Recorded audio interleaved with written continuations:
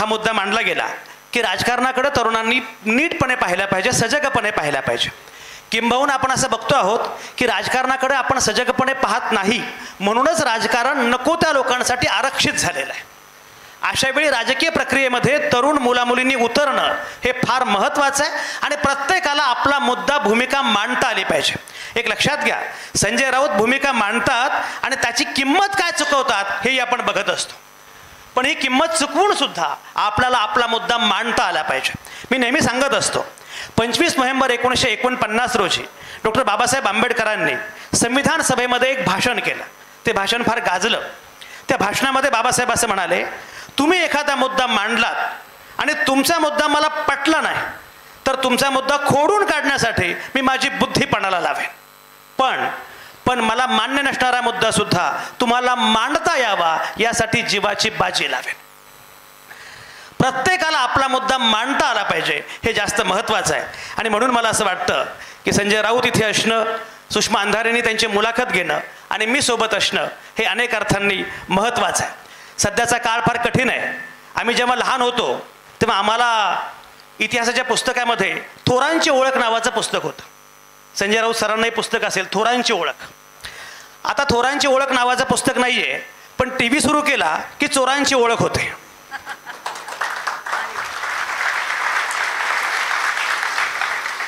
आणि पत्रकार म्हणून पूर्वी आम्ही बातम्या छापायचो की याचं पाकिट चोरीला गेलं, याची पर्स चोरीला गेली.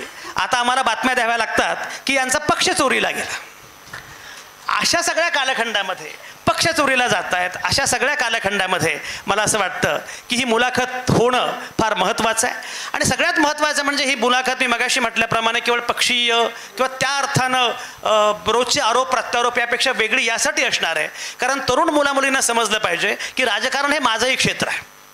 फक्त एक गंमत सांगतो, मध्यंतरी फर्ग्युसन कॉलेजमध्ये माझं व्याख्यान होतं आणि त्या व्याख्यानात एका मुलीला मी विचारलं की तुझी राजकीय भूमिका काय. ती म्हटली, सर आय एम अपॉलिटिकल, मी अराजकीय आहे.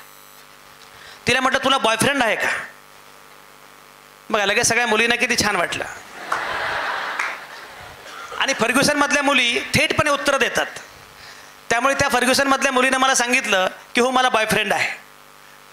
म्हटलं तुझ्याच जातीचा आहे की वेगळा आहे. म्हटलं नाही वेगळ्या जातीचा आहे. म्हटलं बरं त्याला घेऊन तू बाईकवर कुठे जातेस. तर म्हणे मुळशी, पानशेत, लोणावळा. मी म्हटलं तुला माहिती आहे का हे राजकारण आहे. म्हटलं कसं काय. ती म्हटली राजकारण कसं काय. म्हटलं मुळामध्ये कुठल्याही जातीच्या मुलासोबत फिरता येणं किंवा लग्न करता येणं ही स्पेस लोकशाहीमध्ये असावी लागते. आणि पुढचा मुद्दा म्हणजे लोणावळ्याला जायचं की आणखी मुंबईला जायचं हे ठरवतं पेट्रोलचे भाव, आणि पेट्रोलचे भाव ठरवतं राजकारण. त्यामुळे जगातली प्रत्येक गोष्ट ही राजकीय आहे. आणि म्हणून मला असं वाटतं की राजकीय आकलन, राजकीय सजगता वाढावी याच्या अनुषंगानं ही मुलाखत फार महत्त्वाची आहे. सुरुवात करताना पहिला प्रश्न मला विचारायचा आहे संजय राऊत साहेबांना, की जो या सगळ्या तरुण मुलामुलींसाठी फार महत्त्वाचा आहे. तो असा की तुम्ही सगळे मला विचारत होते की राऊत साहेब एवढं सगळं बोलतात, त्यांना भीती वाटत नाही का. तरुण मुलामुलींचा साधा प्रश्न होता की तुम्ही एवढं बोलता, तुम्हाला भीती वाटत नाही का.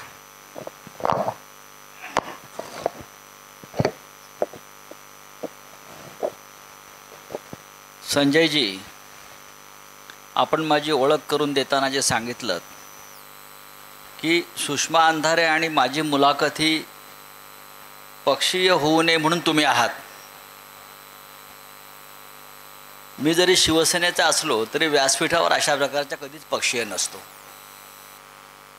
दुसरा असा की मी जरी शिवसेनेचा नेता असलो, सामनाचा संपादक असलो, तरी गेल्या 40 वर्षामध्ये माझ्यावरती एवढे शिक्के आहेत की हा शरद पवारांचा माणूस आहे, मग म्हणतात हा काँग्रेसचा माणूस आहे, त्याच्या आधी मला म्हणायचे हा कॉम्रेड डांगेंचा माणूस आहे.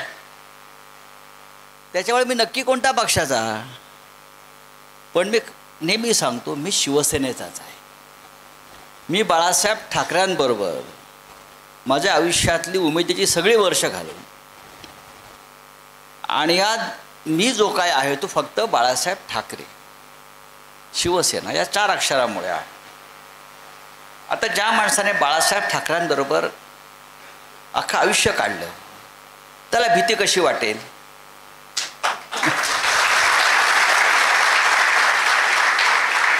मी त्यांच्या सहवासातला बहुतेक अशी एकमेव व्यक्ती आहे.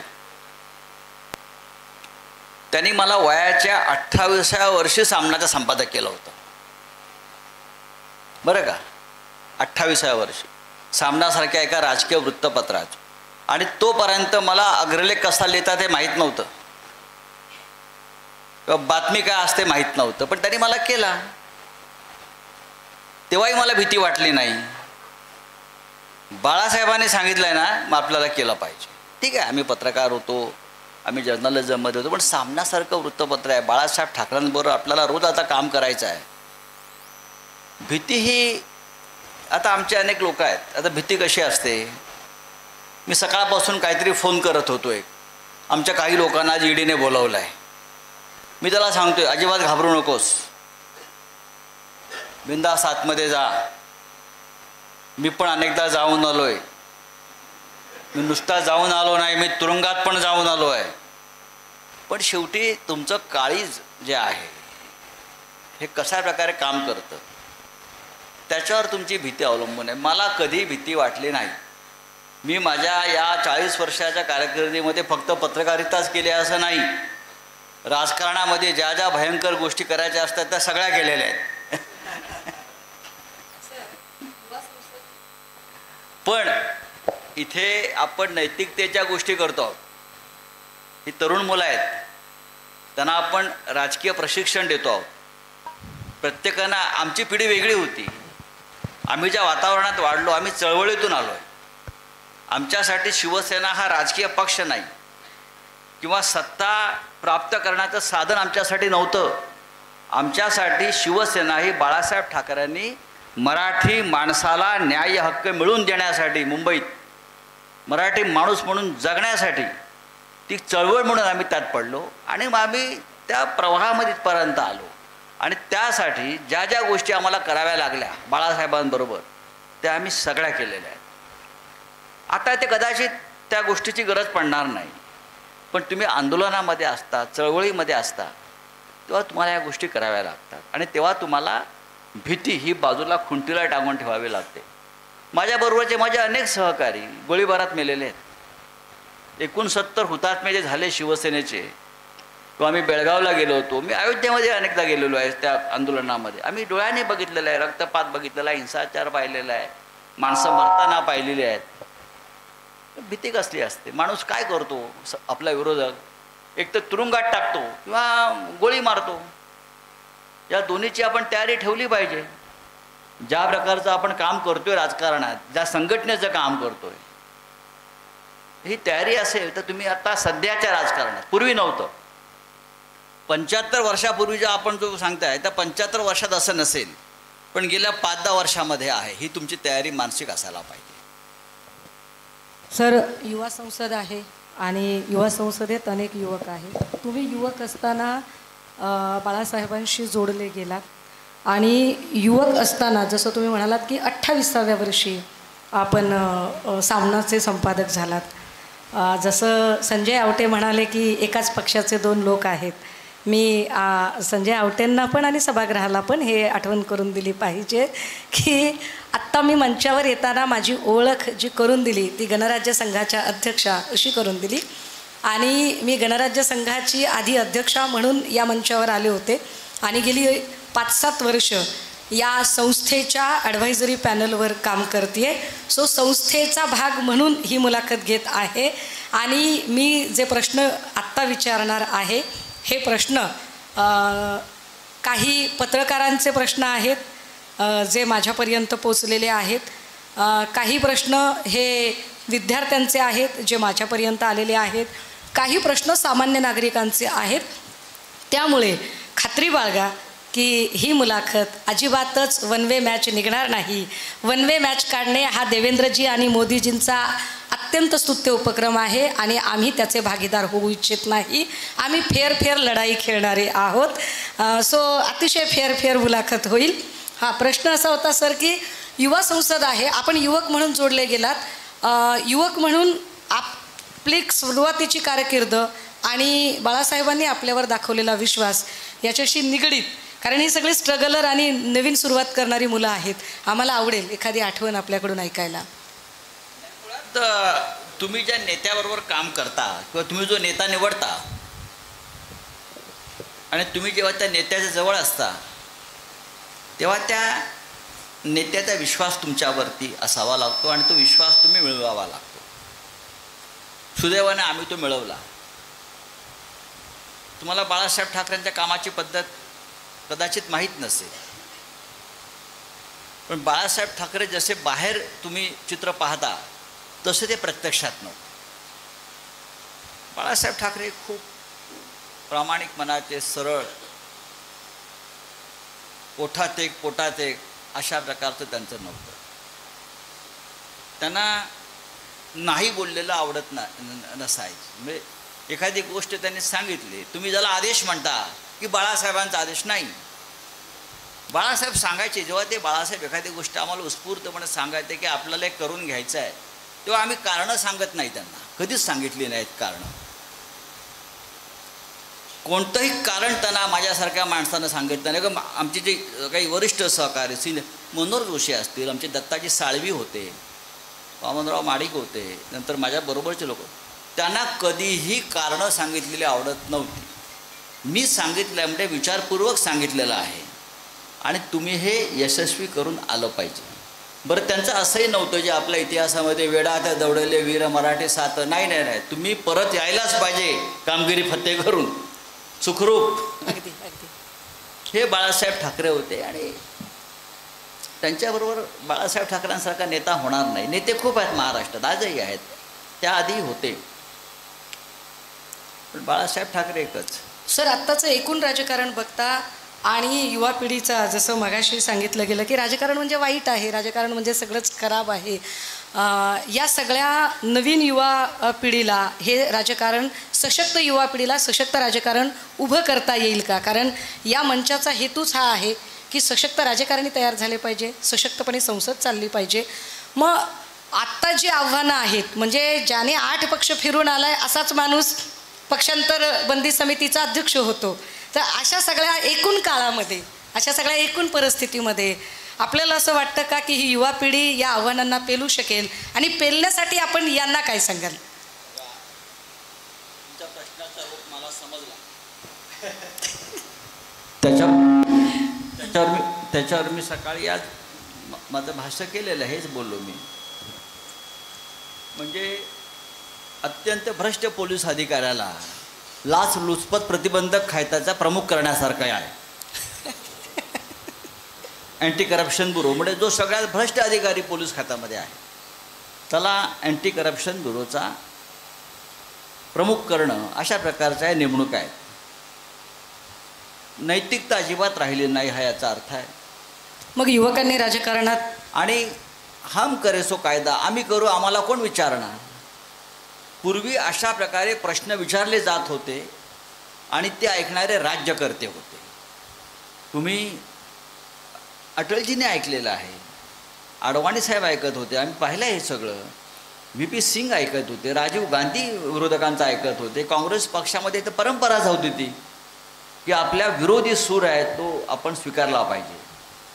पण दुर्दैवानं आज आपल्या महाराष्ट्रात आणि देशामध्ये हे चित्र राहिलेलं नाही, म्हणजे अजिबात नाही. किंबहुना प्रत्येक गोष्ट जी आहे ही लोकशाही विरोधीच करायची, ही प्रवृत्ती या राज्यात, देशात कधीच नव्हती ना. तुम्ही जेव्हा ही युवा संसद म्हणताय, ती युवा संसद का म्हणता? का या देशाला एक संसद आहे, ज्या संसदेमध्ये मी गेल्या 22 वर्ष आहे, पण गेल्या 6 वर्षामध्ये ती संसद वाटत नाही मला. तिथे विचार मांडले जात नाहीत, भूमिका मांडल्या जात नाहीत. फक्त आवाज कसा एकमेकांचा, गळा कसा आवळायचा, ह्यावरच कारस्थानं सुरू असतात. याला संसद म्हणत नाही. लोकशाहीचं सर्वोच्च मंदिर ज्याला आपण म्हणतो, ते मंदिर खरोखर राहिलं आहे का? अजिबात राहिलेलं नाही. देशात, आपला भारत देशात काय, देशात जगातली सगळ्यात मोठी लोकशाही कुठे आहे? सगळ्यात मोठी लोकशाही, याच्यावर कोणी चर्चा करत नाही. सरळ सरळ या महाराष्ट्रामध्ये पक्षांतर घडलेलं आहे. एक पक्ष ताकदीच्या आणि केंद्रीय तपास यंत्रणांच्या दहशतवादाने एक पक्ष फोडला आणि ते दुसऱ्या पक्षात गेले. घटनेचं 10वं शेड्यूल सांगताय की हे डिस्क्वालिफाय अपात्र ठरायलाच पाहिजेत, तरीसुद्धा त्यांना पात्र ठरवण्यासाठी सर्वोच्च न्यायालयापासून ते विधानसभा अध्यक्षापर्यंत यंत्रणा जेव्हा राबवल्या जातात आणि परत ज्याने हे सगळं खून केलं आहे, या खुनाला मदत केली आहे, हा साथीदार आहे खुनाचा, त्याला तुम्ही त्या संपूर्ण खुनी महामंडळाचा अध्यक्ष करताय. आज कुठे देशामध्ये लोकशाही आहे, सर कुठे जर संसद आहे? इतकी नकारात्मक परिस्थिती असेल तर अशा नक्कीच आहे. नकारात्मक वातावरणात या सगळ्या युवकांनी राजकारणात यावं. नाही, यायला पाहिजे. आमच्यासारखी माणसं अजूनही का टिकून आहेत? आम्हाला आशा वाटते की हे चित्र बदलायचं असेल तर या नवीन लोकांनी राजकारणात आलं पाहिजे, आवाज उठवायला पाहिजे, बोलत राहिलं पाहिजे, आपला मतदानाचा हक्क बजावायला पाहिजे, आपल्या कुटुंबात, आपल्या गावात, आपल्या शहरामध्ये ही जागृती केली पाहिजे. हेच जर त्या गटारात वाहून जायला लागली ही तरुण मुलं, हां, उठसूट हे नारे द्यायचे, काही काय चाललं आहे देशामध्ये? तरुणांना नोकरी नाही आहे, रोजगार नाही आहे, विद्यापीठ हे बेरोजगार निर्माण करण्याचे कारखाने आहेत. या देशाचे प्रमुख म्हणतात पकोडे तळा, आणि आमचे लोक टाळ्या वाजवतात पोरं, त्यांना आनंद वाटतो याच्यामध्ये. हे कोणाला चुकीचं बोलतात असं वाटत नाही. आणि ते जर बोलत असतील कोणी अशा प्रकारे तर त्यांना बाजूला केलं जातं, किंवा त्यांचा काटा काढला जातो, किंवा त्यांच्यावर बहिष्कार टाकला जातो, किंवा त्यांना मूर्ख ठरवलं जातं. गेल्या आपल्या ब्रिटिश काळामध्ये सुद्धा अशा प्रकारची व्यवस्था नव्हती, हे मी सांगतो नेहमी. यांच्यापेक्षा इंग्रज बरे होते असं लोक म्हणायला लागले. बाळासाहेब ठाकरे नेहमी सांगायचे, मग ते काँग्रेसच्या वेळेला सांगायचे, या काँग्रेसींपेक्षा इंग्रजी बरे होते. पण आज दुर्दैवानं आम्ही ज्या पक्षासाठी लढत होतो त्या पक्षाच्या बाबतीमध्ये, म्हणजे भारतीय जनता पक्षासाठी आम्हालाही बोलावं लागतं. अभिव्यक्ती स्वातंत्र्याचा मुद्दा आता आपण ओघाने घेतलात की एखादा जर माणूस बोलत असेल तर पहिल्यांदा एक तर त्याच्याकडे दुर्लक्ष केलं जातं, किंवा दुसऱ्या टप्प्यावर त्याचा उपहास केला जातो, टिंगल केली जाते, किंवा तिसऱ्यांदा त्याला विरोध म्हणून आयदर त्याला कंडम ठरवलं जातं किंवा त्याच्यावर काही बालंट आणली जातात. अशा सगळ्या स्थितीमध्ये तुमच्यावर टीका प्रचंड होते, अर्थात ती विरोधकांकडून होते. काही लोक अगदीच कधी कधी बिलो द बेल्ट जाऊन सुद्धा बोलायचा प्रयत्न करतात. ह्या सगळ्या टीका होताना त्याला अत्यंत शिवसेनेवरचा प्रत्येक हल्ला ज्या ताकदीने तुम्ही परतवून लावता, तुमची भाषा तेव्हा तितकीच टोकदार होते. आणि मग पत्रकार किंवा ऑफ द रेकॉर्ड लोक असं सांगत राहतात की अरे संजय राऊतांची भाषा फार जहरीली भाषा आहे, फार टोकदार बोलत आहेत ते. प्रश्न असा आहे सर की ही सगळी जहरीली आणि टोकदार भाषा किंवा ज्या द्वेषाने आपण लढताय, भूमिका मांडताय, पत्रकार म्हणून मांडता की शिवसैनिक म्हणून मांडता? दोन्ही म्हणून मांडतो. बघा, जे मी जेव्हा बोलतो, पण मी नेहमी विचारतो की मी काय चुकीचं बोललोय मला दाखवून द्या.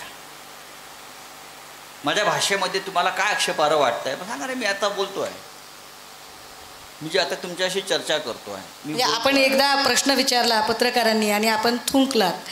प्रश्न आहे माझ्याकडे, आणि मग त्याने खूप वादग्रस्तता झाली. चुकीच्या पद्धतीने घेतला. मी म्हटलं माझ्या दातामध्ये काहीतरी अचानक अडकलं. आता त्याने ज्याचं नाव घेतलं आणि त्यात थुंकण्याचा काय संबंध आहे का, मग लोकांनी ठरवायचं. बरोबर. त्यात कोण थुंकत नाही. जेव्हा बेमानी या देशाशी, राज्याशी आणि समाजाशी करणाऱ्या व्यक्तींचा उल्लेख होतो तेव्हा समाज त्यांच्यावर थुंकतोच ना. थुंकायचं ना, त्या का फुलं फेकायची का? कोण आहात तुम्ही? तुम्ही या महाराष्ट्राला खड्ड्यात घालायला निघालेला, तुम्ही या मराठी माणसाचं नाव खराब करता. या देशामध्ये जो मराठी माणूस दिल्लीमध्ये अभिमान छाती पुढे काढून चालत होता, ज्याच्यासाठी आमच्या आधीच्या पिढीने आम्ही संघर्ष केला, पुढे करत राहतील, तुम्ही ते सगळं मातीत मिळवून टाकलं. राजकीय मतभेद असू शकतात, राजकीय मतभेद असायला पाहिजे तर लोकशाही टिकेल. यापूर्वी आमच्यावर पण टीका झाली, बाळासाहेब ठाकरेंवर टोकाची टीका झालेली आहे. बाळासाहेबांनी ती सहन केल्या, उत्तर दिले. त्यासाठी त्यांनी मार्मिकचा वापर केला, व्यंगचित्रांचा वापर केला, सामना काढला. त्यासाठी उत्तर देण्यासाठी त्यांनी सामना काढला विरोधकांना, बरं का. त्यांनी अशा प्रकारचं घाणेरडं राजकारण केलं नाही या महाराष्ट्रामध्ये. सर, तुम्ही कधी राज ठाकरेंचे जवळचे मित्र असता, अजूनही आहे. त्यात काय झालं? तुम्ही कधी पवार साहेबांचेही निकटवर्ती अजूनही असता. आहे. राहुल गांधींशीही तुमचा खूप चांगला स्नेह आहे. कायम राहील. हा एवढा सगळा समतोल हे कसं जमतं तुम्हाला? हे कसं आहे? ओबीसी पण माझा मित्र आहे. क्या बात आहे, क्या बात आहे. काय झालं काय विचार बघा एक काय आम्ही जर या देशामध्ये लोकशाही स्वातंत्र्य संविधान हे पाळतो तर जे आपले राजकीय विरोधक आहेत ना त्यांच्याशी आधी संवाद ठेवला पाहिजे. मी जेव्हा म्हणतो की मी बाळासाहेब ठाकरेंचा अनुयायी आहे त्यांच्याकडून मी काय शिकलो? त्यांनी मला आधी सांगितलं की जे आपले टीकाकार आहेत प्रखर टीकाकार आहेत त्यांच्याशी संवाद ठेवला पाहिजे.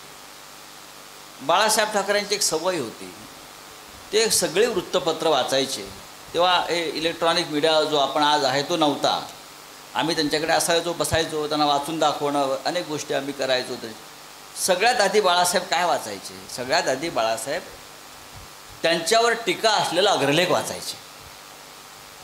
तो वाचल्यावर ज्याने तो लिहिला आहे टीकाकार त्याला फोन करून त्याही चर्चा करायची आणि म्हणायचे तुम्हाला भेटायला आहे, मग आपण त्या विषयावर बोलू. हे बाळासाहेब ठाकरे. त्यानंतर ते काय वाचायचे? वृत्तपत्रात जी पत्र असतात वाचकांची पत्र, त्यात वाचकांची वेदना असते, दुःख असतं, टीका असते, ती वाचायची. आणि मग त्यातले जे टीकात्मक जे विषय असायचे त्याची ते नोंदी करून त्या संदर्भात आपली भूमिका आपापल्या लोकांना मांडायला सांगायची.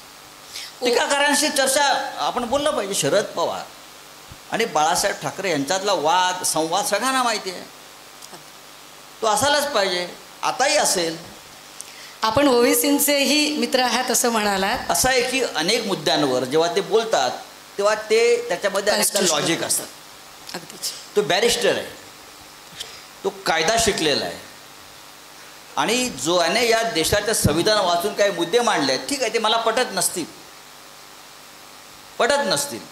म्हणून त्याला मी देशाचा शत्रू ठरवणार नाही.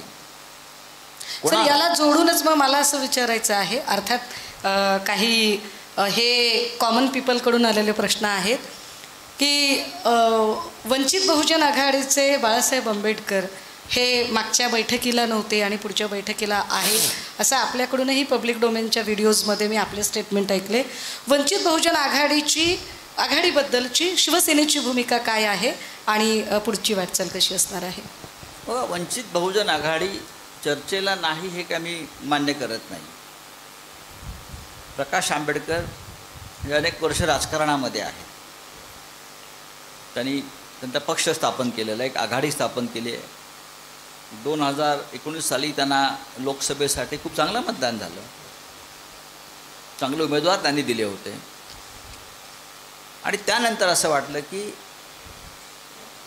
जर आपल्याला या देशावर हुकुमशाहीचा पराभव करायचा असेल तर हे सगळे घटक आपण एकत्र घेतले पाहिजे. प्रकाश आंबेडकर आणि शिवसेनेशी आधीच युती झालेली आहे, पण महाविकास आघाडीत त्यांचा सहभाग नव्हता. तो आता त्यांचा सहभाग लवकरच होईल.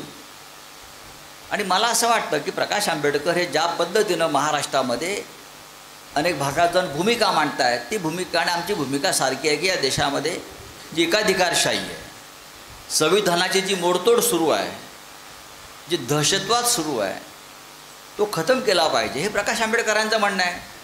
त्याच्यामुळे अशा प्रवृत्तींना मदत होईल अशा प्रकारची कोणती भूमिका प्रकाश आंबेडकर घेतील असं वाटत नाही. प्रत्यक्ष किंवा अप्रत्यक्ष ते महाविकास आघाडीची ए टीमच असतील.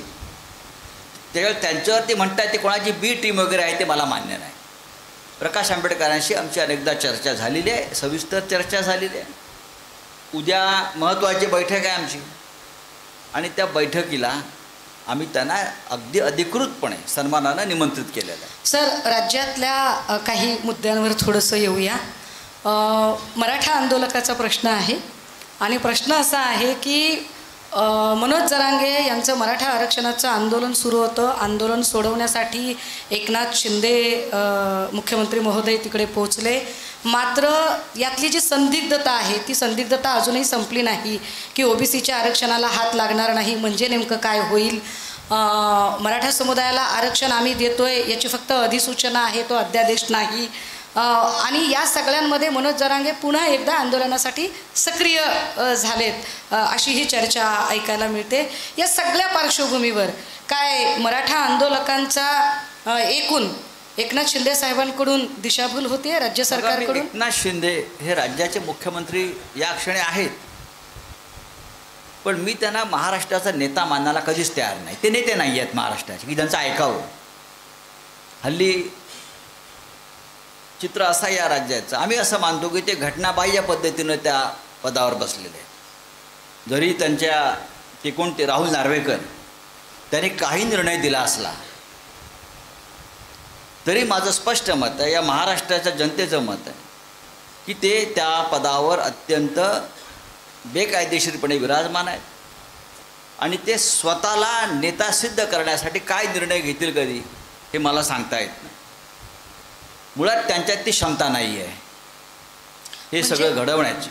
म्हणजे वाशीमध्ये ज्या पद्धतीने शिंदे साहेब गेले, मराठा समुदायाचे नेते कुणीही पवार घराण्याशी संबंधित असू शकत नाही, मीच आहे हे नरेटिव्ह कुठेतरी सेट करण्याचा प्रयत्न होता की अजितदादांना चेकमेट करण्याचा प्रयत्न होता? बघा, हा त्यांचा अंतर्गत काही घोटाळा असेल राजकारणाचा तर त्यातनी पडणार नाही. भुजबळ साहेब असं म्हणतायत की जो काही शिंदे साहेबांनी निर्णय घेतला त्याच्यात आम्हाला विचारलंच नाही, त्यांनी त्यांचा घेतला. मला जे काय राजकारण कळतं इतक्या वर्षाचं, त्याच्यामध्ये मला एवढंच माहिती आहे, जेव्हा एखादा मुख्यमंत्री भूमिका मांडतो तेव्हा ती संपूर्ण सरकारची भूमिका असते. सरकारची भूमिका मांडत असताना त्यांच्या कॅबिनेटमधल्या एक सहकारी वेगळी भूमिका घेऊन मुख्यमंत्र्यांना आव्हान देत असेल तर तो त्या सरकारच्या विरुद्ध बंड करतो आहे. अशा वेळेला मुख्यमंत्री त्या मंत्र्याला बरखास्त करण्याची शिफारस राज्यपालांना करतो. ज्या अर्थी आतापर्यंत देवेंद्र फडणवीस यांची एक भूमिका आहे, मुख्यमंत्री वेगळी भूमिका मांडत आहेत, छगन भुजबळ वेगळी भूमिका मांडत आहेत, याचा अर्थ सरकारमध्ये किंवा कॅबिनेटमध्ये बेबनाव आहे. आणि म्हणून माझी त्या मुख्यमंत्री जर खरोखर क्षमतेचे असतील तर अशा प्रकारे बेबनाव करणाऱ्या दोन्ही उपमुख्यमंत्र्यांना आणि ते मंत्री भुजबळ आहेत त्यांना बरखास्त करण्याची शिफारस त्यांनी राज्यपालांना केली पाहिजे. या मंत्र्यांना मी बडतर्फ करतो आहे, हिंमत आहे तर ते नेते. आपण बेबनाव असा शब्द वापरला किंवा मग हे ठरवून करतायत एकमेकांना मूर्ख बनवण्यासाठी. तू ओबीसीची भूमिका घे, मी मराठ्याची भूमिका घेतो, आपण दोघांना मूर्ख बनवूया असं असू शकेल. पण शिंदे साहेब आंदोलनाच्या ठिकाणी गेले त्यावेळेला दोन्ही उपमुख्यमंत्री गैरहजर होते, म्हणजे शिंदे साहेब या दोघांवरती कुरघोडी करतायत, किंबहुना अजितदादा बॅकफुटला जात आहेत का? कुरघोडी करण्याची क्षमता त्यांच्यामध्ये नाही. मला एक सांगा, म्हणजे सुषमा शिंदे प्रश्न विचारतात की सूचक बोलतात की मला कळत नाही आहे, पण माझा मुद्दा असा आहे सुषमा अंधारे, एकनाथ शिंदेंच्या संदर्भात तुमची जी भूमिका आहे की ते अवैध पद्धतीनं, आता संजय राऊत साहेबांनी सांगितलं की अवैध पद्धतीनं घटनाबाह्य पद्धतीनं ते आता सत्तेमध्ये आलेले आहेत, आणि तुमचा मुद्दा असा आहे की आता जनतेच्या दरबारामध्ये जनतेच्या न्यायालयामध्ये आम्ही जाणार आहोत, तर नक्की तुमची भूमिका काय? या सगळ्या सरकारच्या विरोधामध्ये जनतेच्या दरबारात दाद मागायची म्हणजे तुम्ही काय करणार आहात? आम्ही पहिल्याच दिवसापासून सांगत होतो की विधानसभा बरखास्त करा आणि पुन्हा निवडणुकांना सामोरं जा. या सरकारची हिंमत नाही आहे हे करण्याची. मुंबईसह 14 महानगरपालिका किंवा जिल्हा परिषद, जर तुम्हाला जनता न्यायालयात किंवा जनतेच्या मनात काय आहे समजून घ्यायचं असेल तर तुम्ही निवडणुका हा एकमेव मार्ग आहे. कोणताही पक्ष धाडसानं सांगणार नाही जा निवडणुका आत्ता घ्या, आम्ही सांगतो घ्या. तुम्ही मुंबई महानगरपालिका, पुणे महानगरपालिका, ठाणे असेल 14 महानगरपालिका गेल्या ते न्यायप्रविष्ट आहे असं एक्सक्यूज देतात. न्यायप्रविष्ट आहे. तुम्ही कधी न्याय मानायला लागला? तो न्याय व्यवस्था तुमच्या हातामध्ये आहे, न्याय व्यवस्था तुमची गुलाम आहे. हां, तुम्ही न्याय आणि न्याय व्यवस्थेच्या गोष्टी करणं हा मूर्खपणा आहे. म्हणजे लोकांना मूर्ख बनवत आहे तुम्ही आत्ता निवडणुका घ्या, आमची तयारी आहे. जेव्हा आम्ही हे ठामपणे सांगतो तेव्हा आम्हाला माहिती आहे हे घटनाबाह्य पद्धतीनं बसलेलं सरकार आहे, त्यांना जितका वेळ काढायचा आहे तितका ते काढून सत्तेवर राहतील. दरम्यानच्या काळामध्ये कसब्याची पोटनिवडणूक झाली एक पुरावा म्हणून, आणि कसब्याच्या पोटनिवडणुकीमध्ये चिंचवडला पण झाली, पण कसब्याची फार महत्त्वाची होती कारण कसबा हा भाजपचा बालेकिल्ला, गिरीश बापटांचा बालेकिल्ला. कसब्याच्या बालेकिल्ल्यामध्ये भाजपचा पराभव झाला आणि महाविकास आघाडीचा उमेदवार निवडून आला. होय, त्याचं तुम्ही कसं विश्लेषण करता? बघा, कसब्याची निवडणूक झाली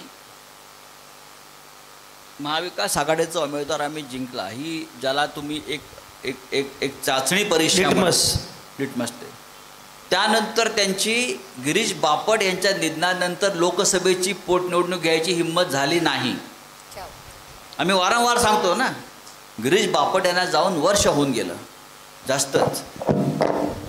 विधानसभा कसब्याची हरल्यावर तिथेच बापटांच्या जागी पोटनिवडणूक घ्यायची हिंमत त्यांची झाली नाही. चंद्रपूर तिथे सुद्धा एक खासदार आमचं निधन झालं काँग्रेसचे.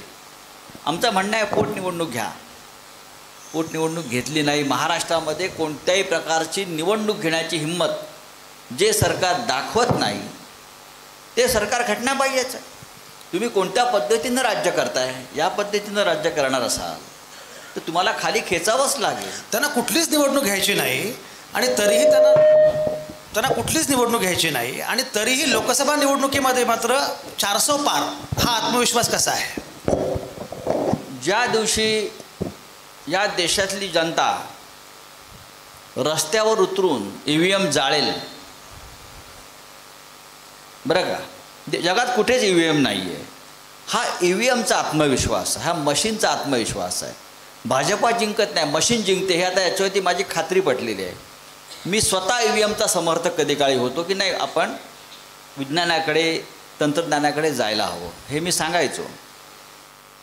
पण अलीकडच्या काळात विशेषतः मध्य प्रदेशचे निकाल ज्या पद्धतीनं लागले ते लागूच शकत नव्हते. मला माहिती आहे, तेव्हा मला वाटलं की गडबड आहे. मलाही वाटतंय गडबड आहे.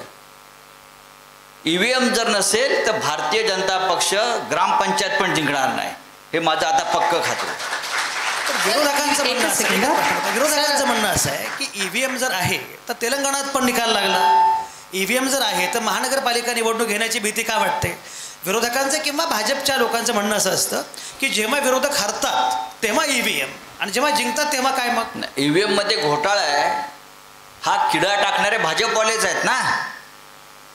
जेव्हा काँग्रेस जिंकत होती तेव्हा सगळ्यात आधी EVM मध्ये कसा घोटाळा आहे आणि आपण EVMच्या विरुद्ध न्यायालयात जायला पाहिजे हे सांगण्यासाठी सगळ्यात आधी किरीट सोमय्या पुढे आले. त्याने शिवसेना भवनामध्ये बाळासाहेब ठाकरेंसमोर एक प्रेझेंटेशन केलं.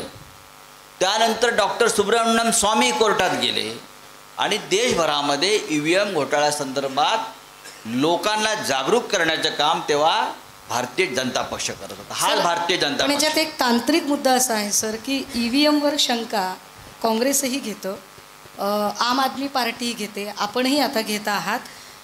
जर सगळ्या पक्षांना EVMवर शंका आहे तर हे जे सगळे म्हणजे गैर भाजपा असणारे सगळे पक्ष एकत्रितपणे संसदेमध्ये ही भूमिका का उचलत नसतील की अगर आप हमारे नोट गिन सकते हो तो आपको हमारे वोट भी गिनने पडेंगे आणि बॅलेट पेपरवर हे सगळं करून झालेलं आहे. निवडणूक आयोगाकडे सर्वपक्षीय बैठका झालेल्या आहेत. पवार साहेब आहेत का याच्यात? निवडणूक आयोग झाला, सर्वोच्च न्यायालयामध्ये आपण जाऊन आलो.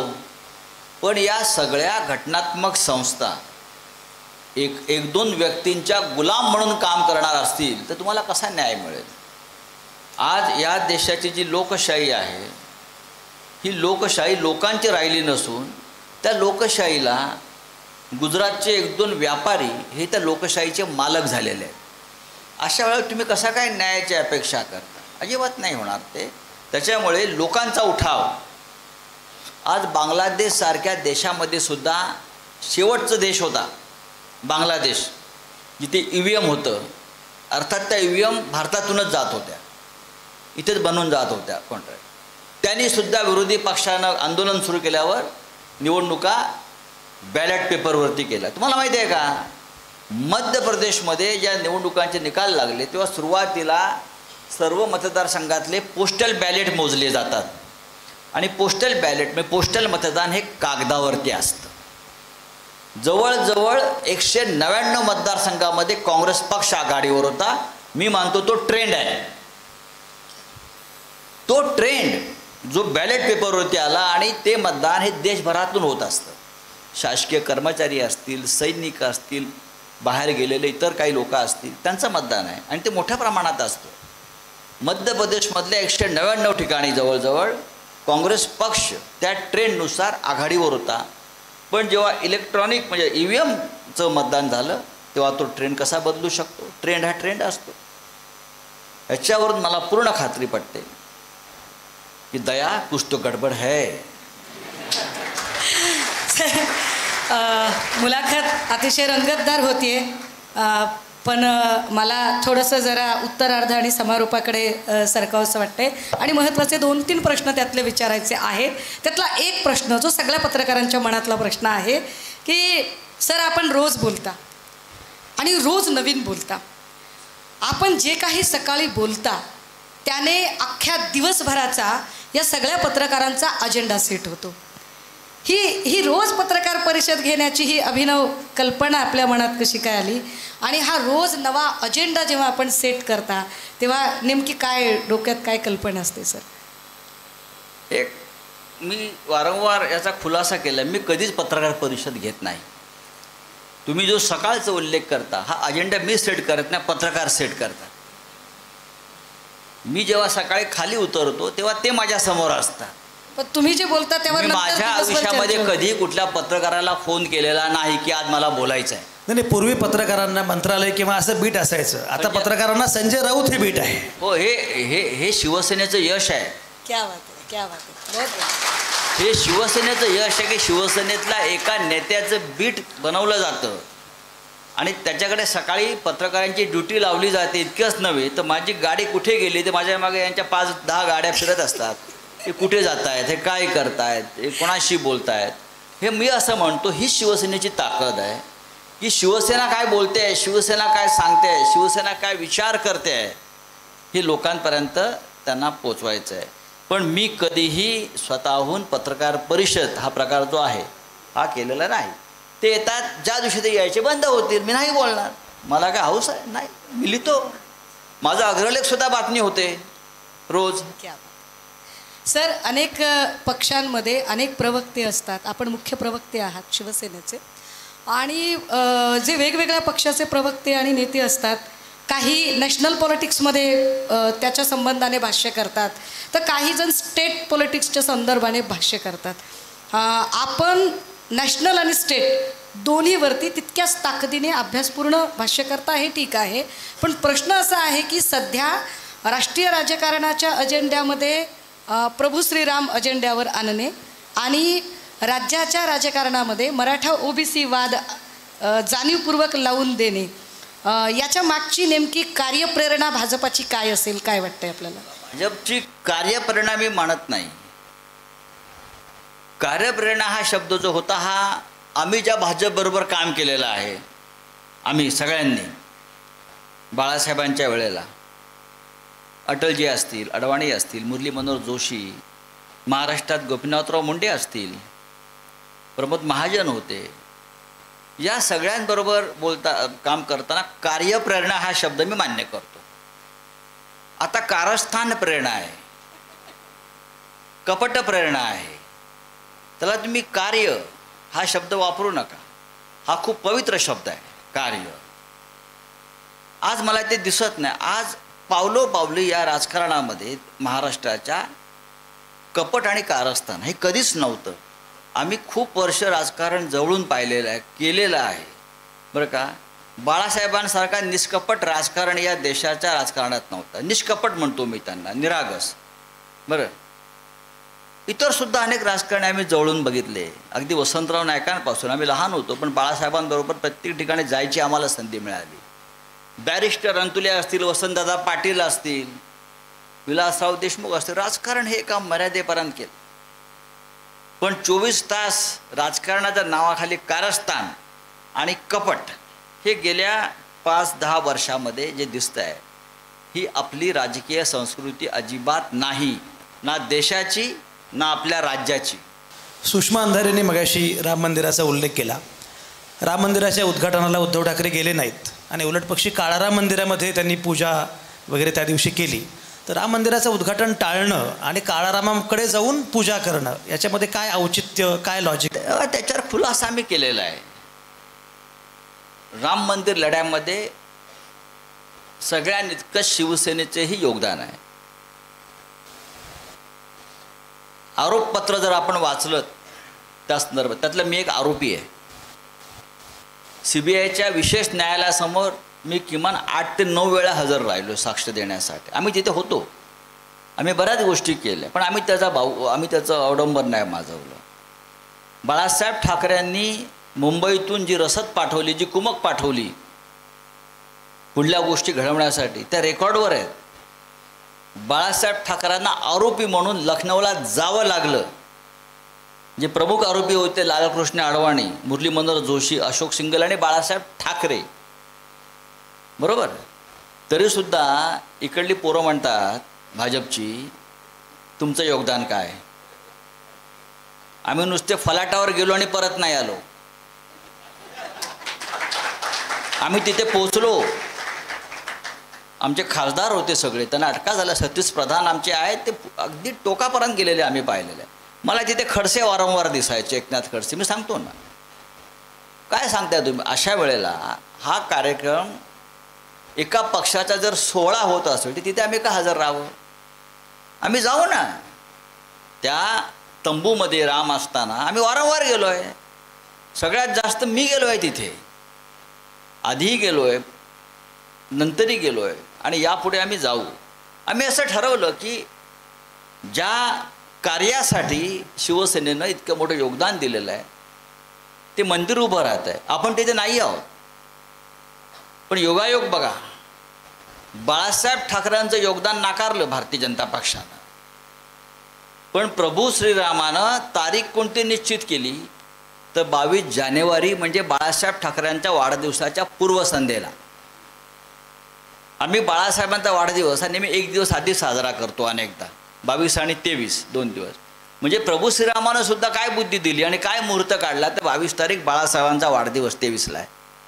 मग आम्ही ठरवलं की 22 आणि 23 तारखेला आपण प्रभू श्रीरामाच्या संदर्भात जे सगळ्यात महत्त्वाचं स्थान आहे अयोध्येनंतर, ते पंचवटी आहे, नाशिक आहे, जिथे खरं रामायण घडलं, जिथे रामानं खऱ्या अर्थानं धनुष्याला जो प्रत्यांचा लावला रावणाच्या विरुद्ध, ती जागा तीच आहे. जिथे रावणानं शूर्पणखेचं नाक कापलं, ती तीच जागा आहे. आणि अयोध्येत जाण्याआधी राम वनवास संपला तेव्हा भरत रामाला जो घ्यायला आला तो पंचवटीत, आणि रामाचा पहिला राज्याभिषेक झाला तो पंचवटीत, नंतर अयोध्येत झाला. म्हणजे त्या अर्थानं राम महाराष्ट्राचा पण राजा आहे. आम्ही ठरवलं इथे करायचं आणि आम्ही तो तिथे सोहळा साजरा केला. त्या चुकीचं काय आहे? तिथे प्रधानमंत्री होते आणि इथे आमचे उद्धव ठाकरे होते, ठीक आहे ना. उलटा जरा प्रश्न विचारायचं म्हटलं तर मुळात राम मंदिराच्या उन्मादाबद्दल बरंच बोललं जातं. किंबहुना मंदिर बांधणं हे काही सरकारचं काम नाही अशी पण टीका केली जाते. त्याला सोमनाथ जीर्णोद्धाराचा आणि पंडित नेहरूंचा संदर्भ दिला जात असतो. मंदिर बांधणं हे सरकारचं काम नाही आहे, बरोबर आहे. बांधलं, न्यायालयाचा आदेश होता, त्या ट्रस्टने बांधलं. नरेंद्र मोदी आहे, 11 दिवस उपवास करत बसले. आज काय म्हणे प्रधानमंत्री सतरंजीवर 8 दिवस झोपणार आहेत. महात्मा गांधींनी जेव्हा काम सुरू केलं तेव्हा त्याला कळलं की देशाच्या 70% जास्त लोकांच्या अंगावरती वस्त्र नाही, तेव्हा त्यांनी वस्त्राचा त्याग केला आणि आयुष्यभर पंचा नेसून फिरले. हे आयुष्यभर सतरंजीवर झोपणार आहेत का? हे नाटकं काय सांगताय तुम्ही? ते थंड पाण्याने आंघोळ करताना दाखवत होते लोकांना, पाणी नाही आंघोळीला. इथे उपवास केला. 35% बालकं अजूनही कुपोषित आहेत या देशामध्ये आणि 80% लोकांना तुम्ही खायला अन्न नाही म्हणून 5 किलो धान्य फुकट देताय. ही तुमची कर्तव्य. लोकांना भिकारी केलं आहे तुम्ही आणि कसली उपवासाची नाटकं करताय. ते माझं की बाबरी मशीद, त्यानंतरचं राम मंदिर आंदोलन, हे सगळं हा सगळा जर उन्माद असेल तर त्या उन्मादाची सुरुवात करण्यामध्ये शिवसेना पण होती असं म्हटलं पाहिजे का? होती ना, होते. पण त्यानंतर कुठे थांबायचं आम्हाला कळलं. कुठे थांबायचं, कुठे पूर्ण विराम द्यायचा हे आम्हाला माहिती आहे. देश तुटेपर्यंत आम्ही ताणलं नाही. हा देश सगळ्यांचा आहे. तो एक काळ होता, एक संघर्ष होता, संघर्षाचं प्रतीक होतं. ते झालं, आम्ही थांबलो आणि परत हा देश एक संघ म्हणून सगळ्यांना घेऊन आम्हाला पुढे जायचं हे ठरवलं बाळासाहेब ठाकरेंनी. आम्ही सगळ्यांनी ठरवलं ते. विषय निघाला आणि राष्ट्रीय राजकारणाचा विषय आता निघाला. सकाळची बातमी आपल्या सामना वर्तमानपत्रातली आहे. नितीश कुमारांनी 8व्यांदा पलटी मारली. इंडिया आघाडीला एका अर्थाने खिंडार पडल्यासारखी अवस्था झालेली आहे अशी विरोधकांना बोलण्याची संधी मिळाली. या सगळ्यांमध्ये आम आदमी पार्टी असेल किंवा तृणमूल काँग्रेस असेल, राष्ट्रवादी काँग्रेस आणि सगळ्याच वेगवेगळ्या प्रादेशिक पक्ष असतील, या सगळ्यांना एकत्रित ठेवण्यात आपणही इंडिया आघाडीच्या याच्या शिल्पकारांपैकी एक आहात. भाजपाच्या अजस्त्र ताकदीपुढे जर असं हे तोडाफोडीचं जर राजकारण सुरू असेल तर इंडिया आघाडी कसा काय टिकाव धरेल आणि त्याचा रोडमॅप काय असेल? मुळात नितीश कुमार ही फार मोठी ताकद आहे असं मी कधीच मानत नाही. नितीश कुमार बिहारचे नेते आहेत, ओव्हररेटेड नेते आहेत, ओव्हररेटेड. आणि मी कालही सांगितलं की या वर्षभरात 2 वर्षात त्यांनी 3 वेळा पक्ष बदलला. तिथे फक्त विरोधी पक्ष बदलतो, सरकार तेच असतं. इतर ठिकाणी सरकार बदलतं, इथे विरोधी पक्ष बदलतो फक्त. बघा, खिंडार बिंडार काय पडलेलं नाही. नक्कीच भारतीय जनता पक्षाला आनंदाचा उकाळा फुटलेला आहे. खरं म्हणजे ह्याच्यामध्ये सगळ्यात जास्त वस्त्रहरण कोणाचं झालं असेल तर भारतीय जनता पक्षाचं झालेलं आहे. हे जे त्यांच्याबरोबरचे एक उपमुख्यमंत्री आहेत, त्यांनी शपथ घेतली डेप्युटी सीएम म्हणून, सम्राट चौधरी, ते काही महिन्यापूर्वी असं म्हणाले होते, जर नितीश कुमार परत सत्तेत आले तर माझी पगडी उतरवेन मी. आज 30 पगडी घालून ते नितीश कुमारबरोबर शपथ घेताना लोकांनी पाहिजे. असे शब्द आपल्याकडे देवेंद्रजींनी घेतले होते आणि एकनाथ शिंदे, हो, मी लग्न करणार नाही म्हटले होते. अशा अमित शहा गृहमंत्री, काही झालं तरी नितीश कुमारला परत दारात उभा करणार नाही. हात जोडून गुडघे टेकून आले तरी नितीश कुमार आणि भाजपशी युती होणार नाही. हे प्रश्न ह्या लोकांना विचारायला पाहिजे, नितीश कुमारला नाही. नितीश कुमारचं मानसिक स्वास्थ्य बिघडलेलं आहे, आम्हाला माहिती आहे. आमच्या अनेकदा बैठकात आम्ही ते पाहिलं आहे की त्यांनी बोलू नये. आम्हाला असं वाटायचं की बाबा त्यांनी आता जास्त बोलू नये. वयानुसार बघा, ही शारीरिक विकलांगता असते, मानसिक विकलांगता असते. ही अनेकांच्या बाबतीमध्ये आम्ही अनुभवलेली आहे. नितीश कुमारांनी एक निर्णय घेतला, याचा अर्थ बिहार हातातून गेलं आहे का? नाही. उलट तेजस्वी यादव बरोबर इतर काही लहान पक्ष अधिक मजबूतीने एकत्र आले आणि नक्कीच ते बिहारमधली लढाई पुढे नेतील. बिहार हे राजकीयदृष्ट्या अत्यंत जागरूक राज्य आहे. बिहारच्या DNA मध्ये राजकारण आहे. तुम्ही पहा, बिहारमधून इतके लोक निवडून गेले आणि मोठे मोठे नेते झाले. महाराष्ट्रातले अनेक प्रमुख नेते बिहारमधून निवडून यायचे. मधु लिमये हे बिहारमधून निवडून यायचे. जॉर्ज साहेब म्हणजे जॉर्ज फर्नांडिस हे बिहारमधून निवडून यायचे. लोकांनी तिथे विचाराला महत्त्व दिलं आहे. लोकांनी असे जे लोक आहेत नितीश कुमार सारखे, त्याला नंतर अडगळीत टाकलेलं आहे. नितीश कुमार 2024च्या निवडणुकीनंतर राजकारणात नसतील हे मी खात्रीनं सांगतो.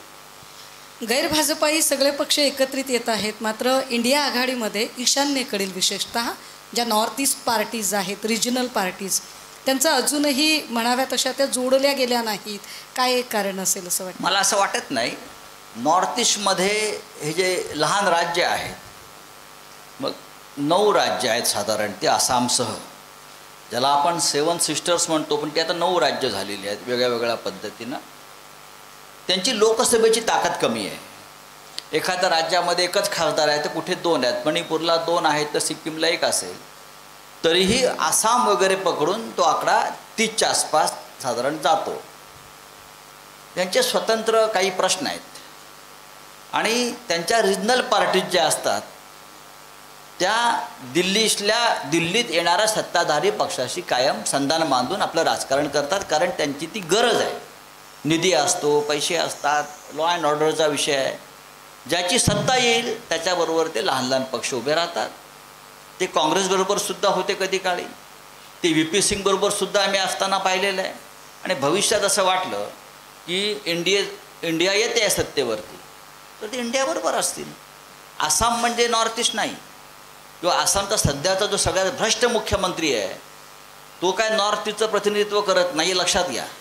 याला जोडून फक्त एक मुद्दा आहे की आता ज्याप्रमाणे ईशान्येचा मुद्दा झाला, पुढचं नॅरेटिव्ह हे दक्षिण विरुद्ध उत्तर असं असणार आहे का बऱ्यापैकी? दक्षिण भारत विरुद्ध उत्तर भारत. याच्यामध्ये असं आहे की भारतीय जनता पक्षाला असं वाटतं आहे की उत्तरेतल्या आम्ही बहुसंख्य जागा जिंकू आणि सत्तेवर येऊ.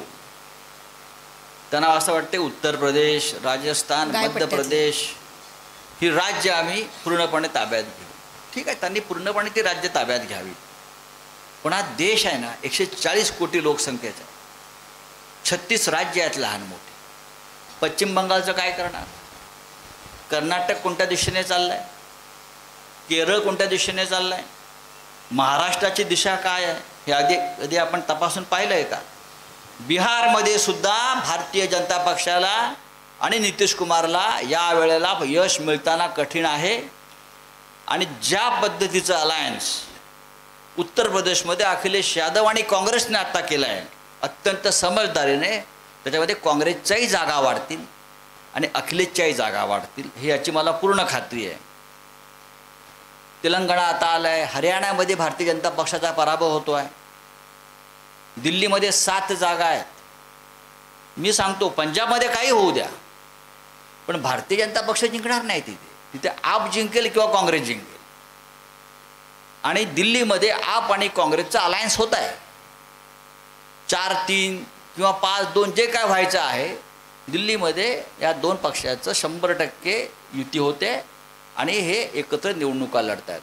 पश्चिम बंगालमध्ये सुद्धा ममता बॅनर्जी काँग्रेसला आव्हान देऊन उभी आहे, तिथे BJP नाही जिंकणार. हे सगळे आम्ही एकत्रच येणार शेवटी.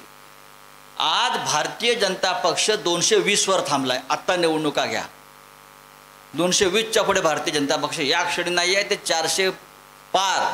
हे लोकांमध्ये परसेप्शन तयार करतात की आम्हीच येतोय, मग आम्हालाच पैसे द्यावे उद्योगपतींनी, आम्हीच येतोय. हे परसेप्शन आहे.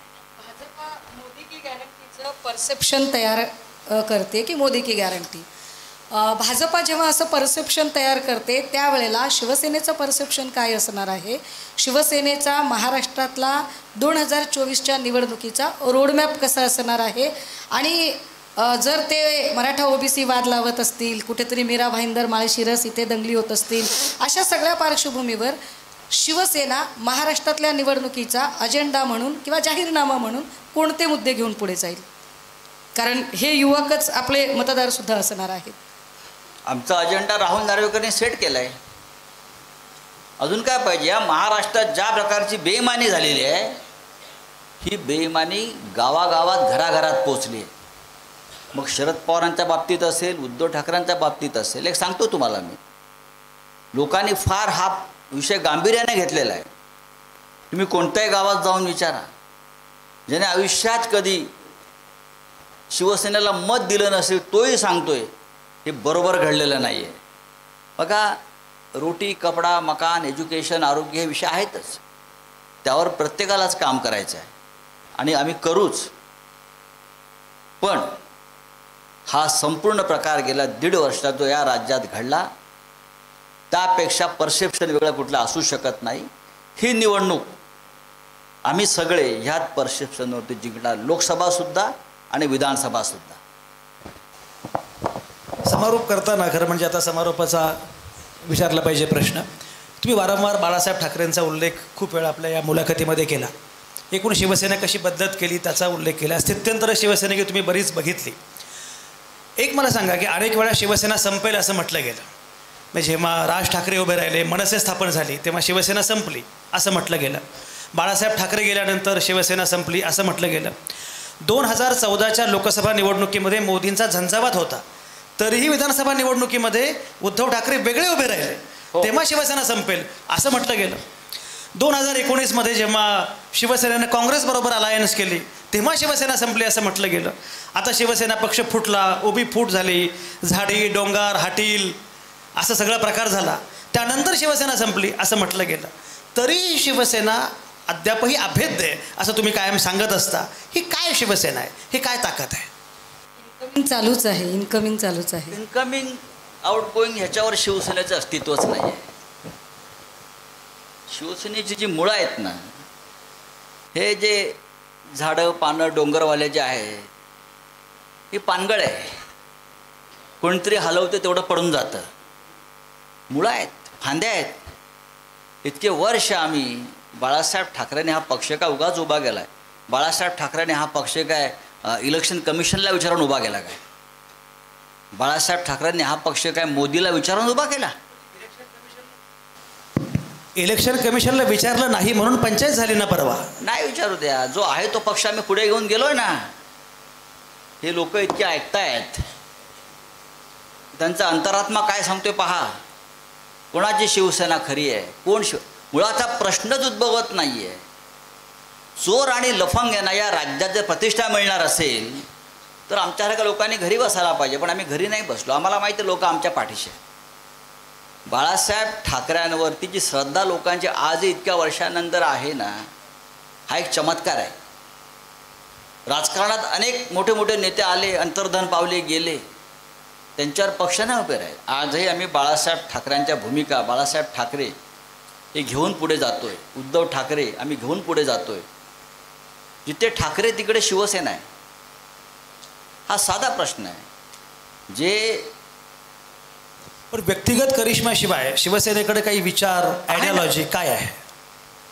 काय असं मग मोदीकडे काय आहे, देवेंद्र फडणवीसकडे काय आहे आणि एकनाथ शिंदेकडे काय आहे? एक लक्षात घ्या की तुम्ही त्यांची तुलना नाही करू शकत. तुलना करत तुमचं नाहीये. वेगळेपण काय? माझं वेगळेपण माझ्या पक्षाचं असं आहे की आम्ही आमचा हिंदुत्वाचा मुद्दा कधी सोडला नाही. आम्ही नुसतं राम राम करत बसलो नाही, तर हाताला काम द्यावं आमची भूमिका आहे. या देशात, या राज्यामध्ये जर कोणी या देशाच्या संविधानावर हल्ला करत असेल तर छातीचा कोट पुढे करून आम्ही उभं राहिलं पाहिजे. ही आमची भूमिका कायम राहिलेली आहे. आणि हा 18 पगड जातीचा महाराष्ट्र. बाळासाहेबांचं शिवसेना स्थापन करतानाचा जो मंत्र होता तो आम्ही आधी पुढे नेतोय. तो कायम आहे. कितीही जातीची ते भांडणं होतात. मराठा मराठेतर, ब्राह्मण ब्राह्मणेतर, घाटी कोकणी, 92 कोळी 96 कोळी, स्पृश्य अस्पृश्य, हे वाद गाडून मराठी माणसाची भक्कम एकजूट उभारा, हा बाळासाहेब ठाकरेंचा शिवसेना स्थापन करण्यामागचा खरा अजेंडा होता. आणि तो अजेंडा आमचा आजही चालू आहे. काही प्रश्न विद्यार्थी इथे लाईव्ह विचारत आहेत आणि विद्यार्थ्यांची इच्छा आहे आपल्याला काही विचारायची.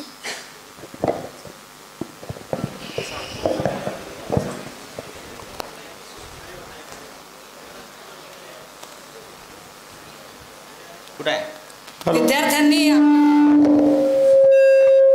विद्यार्थ्यांनी प्रश्न विचारण्याच्या आधी आपलं पूर्ण नाव आणि गाव सगळे सांगायचं. प्रश्न विचारलेत आपण. यापेक्षा काय वेगळं आहे?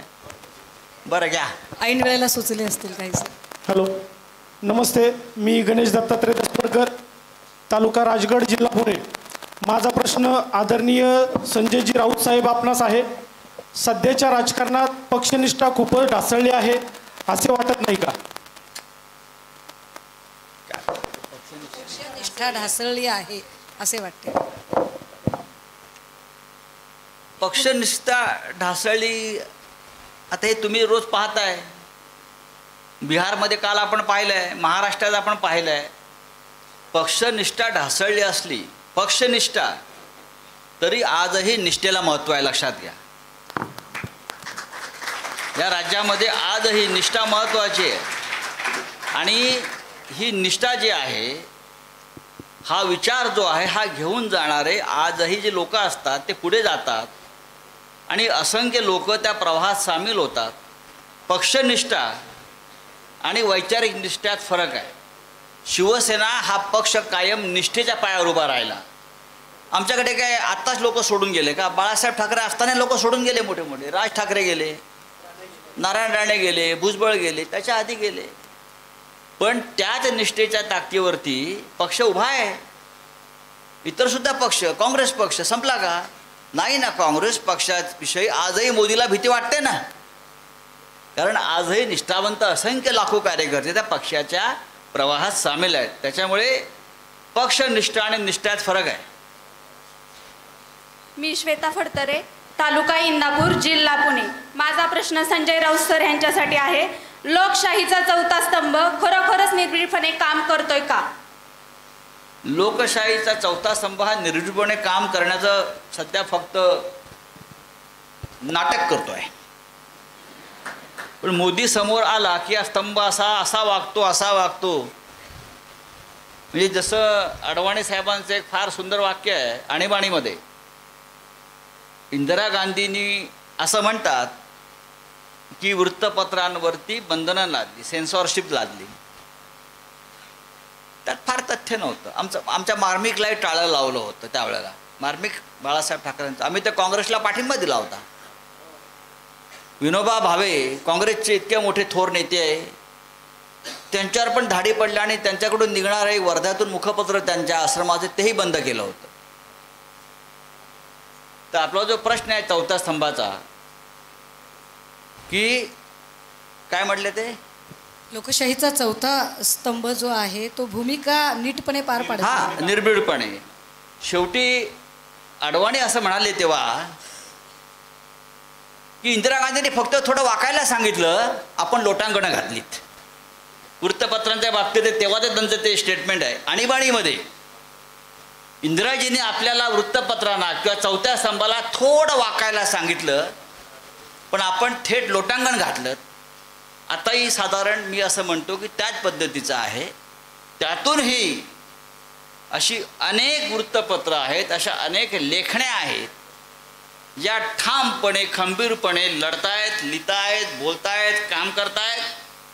आणि मला वाटतं तो या देशासाठी, लोकशाहीसाठी आशेचा किरण आहे. सर, आणि ही किरणं कधी विझणार नाही. त्याला जोडून मला म्हणजे काय होतं की जेव्हा पत्रकार प्रो एस्टॅब्लिशमेंट काही लिहितात त्यावेळेला ते गोदी मीडिया असतात, जेव्हा ते अँटी एस्टॅब्लिशमेंट सांगतात तेव्हा ते चाय बिस्कुट असतात. त्यांनी कुठे जावं हा खरंच म्हणजे इधर चला मैं उधर चला असं करावं कसं होतं. परंतु काही खरंच लोकाश्रयावर चालावीत इतक्या ताकदीची सुद्धा वृत्तपत्र आहेत ना. लोकशाही चॅनलमध्ये बंद पडलं सर. आणि लोकशाही बंद पाडलं, ते बंद पाडलं. बंद कशाला पडतंय? बंद पाडलं. बघा, मी माझ्या आयुष्याची सुरुवात जी आहे ही इंडियन एक्सप्रेस वृत्तपत्रातून केली. मी लोकसत्तेत होतो, लोकप्रियतेचं काम केलं. आणीबाणीचा काळ आम्ही पाहिला आहे. रामनाथ गोयंका होते. रामनाथ गोयंका त्या वृत्तपत्राचे चेअरमन होते. मला अजूनही आठवतं आणि मी पाहिलेला आहे. हा जो एक सिनेमा आला होता मध्यंतरी, झुकेगा नाही, कुठला तो सिनेमा, पुष्पा. रामनाथ गोयंकाचा तो डायलॉग आहे, इंदिरा गांधी समोर झुकेगा नाही. त्यांच्या वृत्तपत्रांवरती आमच्या समोर धाडी पडत होत्या. तेव्हा ईडी नव्हतं, CBI आलं होतं, फेमा होतं.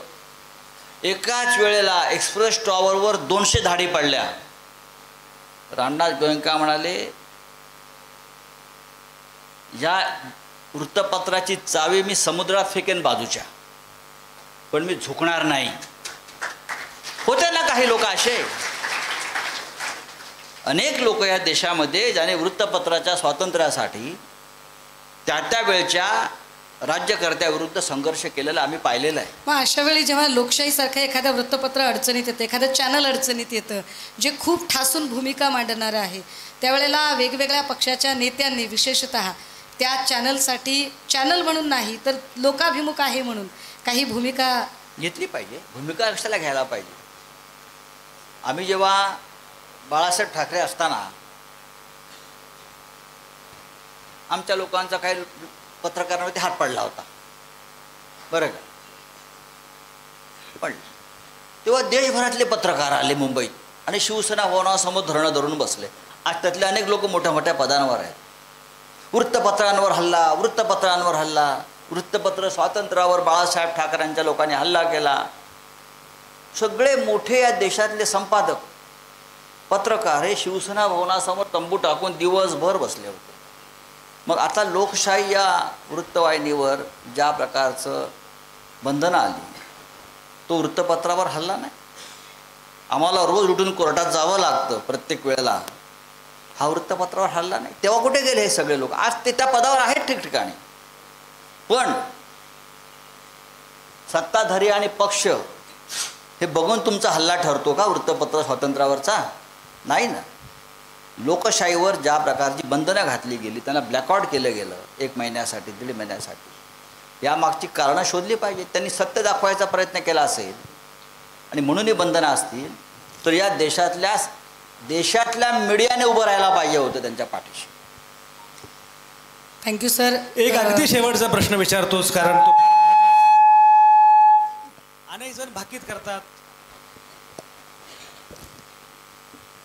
अनेक जण भाकीत करतात, भविष्य वर्तवतात. संजय राऊत शिवसेना बुडवणार 40 वर्ष करतायत. त्याचं काय करायचं? 40 वर्ष करतायत. पण प्रत्येक वेळेला त्या शिवसेनेच्या संकटाच्या संघर्षाच्या काळात मीच पुढे असतो. हे भाकीत करणारे लोक पक्ष सोडून जातात आणि मग निष्ठावंतांवरती बोट दाखवतात. त्यांना निष्ठावंतांची अडचण होते, कारण त्यांना काहीतरी कारण हवं असतं. आम्ही पक्ष का सोडला? एकनाथ शिंदेने पक्ष का सोडला? कारण विचारा. त्याच्याबरोबर गेलेल्या 40 लोकांनी पक्ष का सोडला? खरं बोलावं त्यांनी. हे डरपोक लोक सगळे पळपुटे घाबरून पळाले. आम्ही नाही पळालो, मग संजय राऊत पक्ष बुडवणार का? तुम्ही बुडवायचा प्रयत्न करताय, तो आम्ही वाचवला. आम्ही पक्ष वाचवत राहिलो.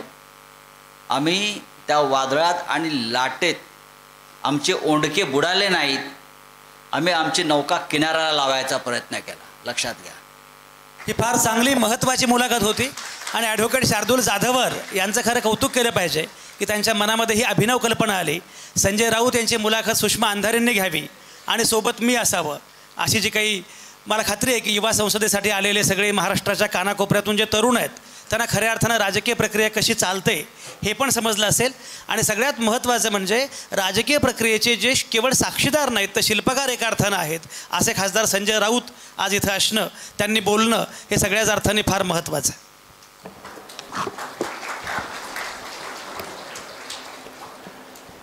निश्चयाचा महामेरू बहुतजनाशी आधारू, अखंड स्थितीचा निर्धारू, श्रीमंत योगी, यशवंत, कीर्तिवंत, ज्ञानवंत, वरदवंत, पुण्यवंत, सामर्थ्यवंत, जाणता राजा, या भूमंडळाची ठाई धर्मरक्षा ऐसा नाही, महाराष्ट्र धर्म राहिला काही तुम्हा कारणे. शिवछत्रपती महाराजांच्या पावन स्मृतीला सर्वप्रथम अभिवादन करतो. आजच्या या 7व्या युवा संसदेमध्ये नवीन उपक्रम आज जो घेतला आणि तो घेत असताना महाभारताची सुरुवात आणि संपूर्ण महाभारत या संजयानं सांगितलं, तेच आज आपल्याला पोथीपुराणामध्ये दिसतं. आज 2 संजय या ठिकाणी आहेत. एक संजय राऊत आहेत आणि संजय आवटी आहेत. दोघंही दिग्गज आहेत. जे संभ्रम मुलांच्या मनामध्ये असतात, विद्यार्थी अवस्थेमध्ये असतात आणि रोज तुम्हाला टी व्हीवरती पाहिलं जातं, त्यांना प्रत्यक्षात मुलांच्या पुढं आणलं पाहिजे. सत्य वास्तव्य प्रत्येकाच्या तोंडातून माहीत करून घेतलं पाहिजे, यासाठी या मुलाखतीचं आयोजन केलेलं होतं. आपण अत्यंत चांगल्या पद्धतीनं निर्भीडपणे मुलांनी विचारलेल्या प्रश्नासहित आणि सुषमाताईने विचारलेल्या प्रश्नासहित उत्तरं दिली. आपला हातखंडाच आहे. आपण नेहमीच अत्यंत चांगल्या पद्धतीनं बोलता, म्हणून तर दररोज टी व्हीवरती येता. नाहीतर बोलत नसते तर कोण टी व्हीवरती दररोज घेतो. ते नक्की मुलांना बघायचं होतं समोरून की ते संजय राऊत कोण आहे, आणि म्हणून आम्हाला सातत्यानं मागणी होत होती. म्हणून आम्ही ठरवलं की आपण आलंच पाहिजे. आम्ही सुषमाताईंना विनंती केली, शार्दूलने वारंवार, आणि आपण या ठिकाणी आलात. या 7व्या संसदेला संबोधित केलं. आपल्या प्रश्नाची उत्तरं निर्भीडपणे सच्चाईनं दिली आणि संकटमोचक आपण आहात हे सिद्ध करून दाखवलं. त्याबद्दल संस्थेच्या वतीनं आपण आल्याबद्दल मी आपले आभार मानतो. सुषमाताई अंधारे ह्या आमच्याच कुटुंबातील आहेत. त्या नेहमीच मार्गदर्शन करतात शार्दूलला, त्यांचंही मी आभार मानतो. संजय आवटी साहेब, आमचा ऋणानुबंध खूप जुना आहे.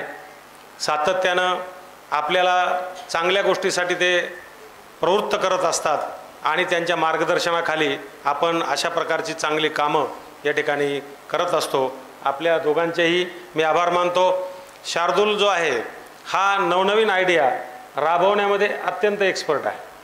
नवनवीन आयडिया फक्त घ्यायच्याच नाही तर त्या राबवायच्या. लोकांकडे आयडिया खूप असतात, परंतु त्या राबवल्या जात नाहीत. आणि या सगळ्या मुलापुढं वेगवेगळ्या प्रकारचे लोक आणायचे, त्यांची मतं माहिती करून द्यायची, सत्य काय आहे हे त्यांनी पाहावं आणि तुमचा निर्णय तुम्ही घ्यावा, यासाठी या प्रकारच्या संसदेचं आयोजन केलेलं आहे. आपल्या सर्वांचे मी या ठिकाणी आभार मानतो. बानगुडे पाटीलही मगाशी व्याख्यान दिलं, आपणही थांबलात या ठिकाणी. इतरही बरेच पदाधिकारी या ठिकाणी उपस्थित आहेत आमच्या भागामधले शिवसेनेचे, त्यांचेही मी आभार मानतो. सर्वांचे आभार मानतो आणि वेळेअभावी थांबतो. जय हिंद, जय महाराष्ट्र.